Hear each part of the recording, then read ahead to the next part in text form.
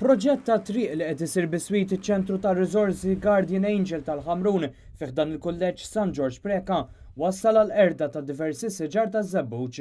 Sitwazzjoni li qed tħalli impatt fuq l-istudenti uħud minnhom li għandhom il-kundizzjoni tal-awtiżmu e kif it-tneħħija ta' dawn is-siġar waslet għal żieda fl-istorbju.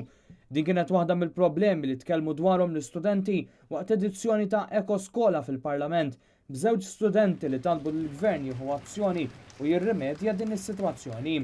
Problema li tant qed tħalli impatt fuq dawn l-istudenti li b'inizjattiva tagħhom stess ġabu espert biex ikejjen l-istorbju fiż-żona.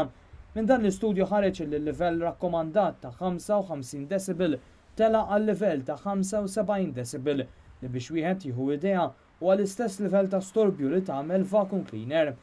Fid-dawl ta' dan, l-istudenti talbu li mill-ġdid jiżdiedu s-siġar fiż-żona u għedu li se jagħmlu minn kollox biex tiġi rimedjata s-sitwazzjoni biex igawdu minn kwalità ta' ħajja aħjar.